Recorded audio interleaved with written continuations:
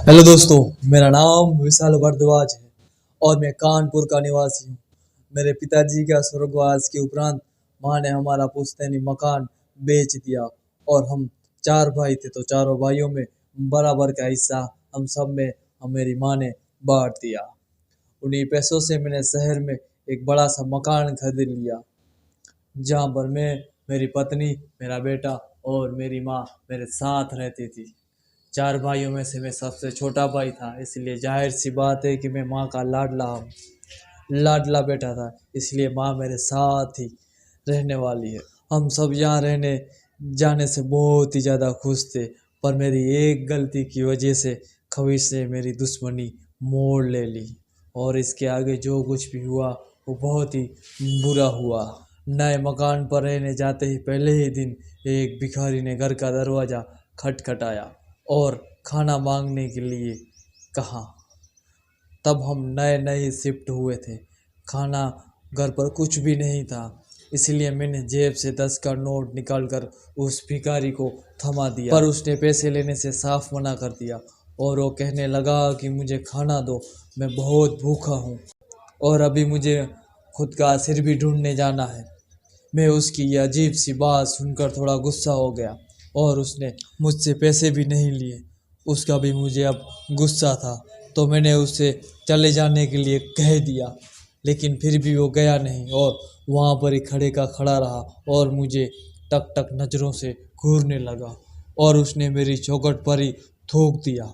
अब ये सब होकर मेरे दिमाग की सर का पारा बहुत ही ऊपर चला गया और मैं बहुत ही गुस्से में आ गया उसके इस बर्ताव की वजह से।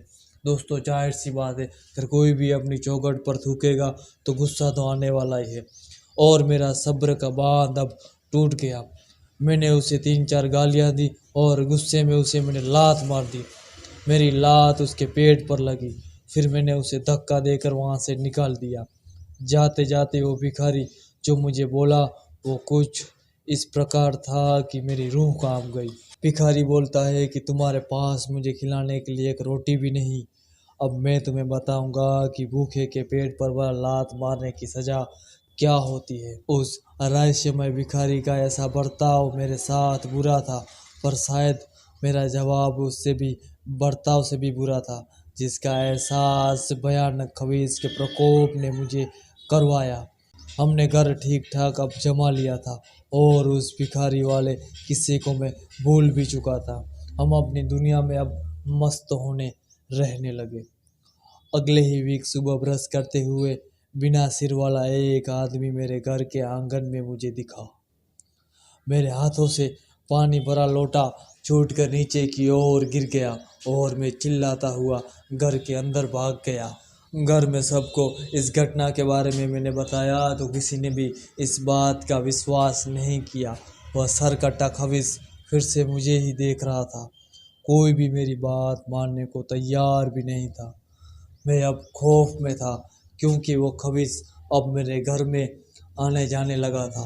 एक दिन वो खबीस अपनी मुंडी हाथ में पकड़कर मेरे सामने आया।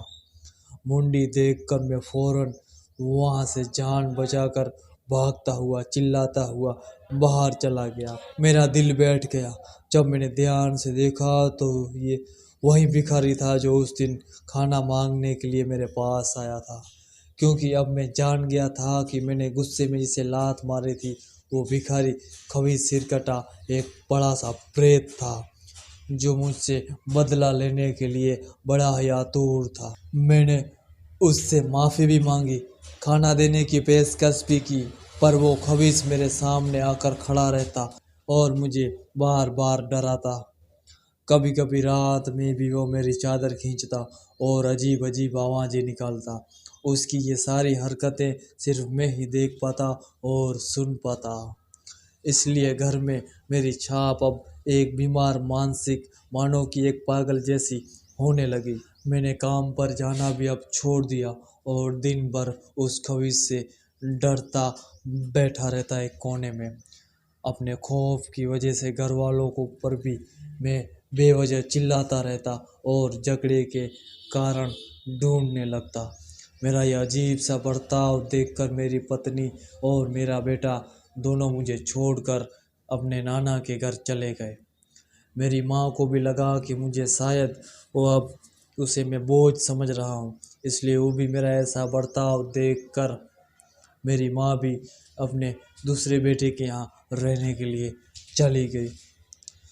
अब घर पर, इस बड़े से घर पर सिर्फ मैं एक अकेला ही था। भूखे भेड़िए खबीज के सामने अब मैं सिर्फ और सिर्फ अकेला ही रह गया था।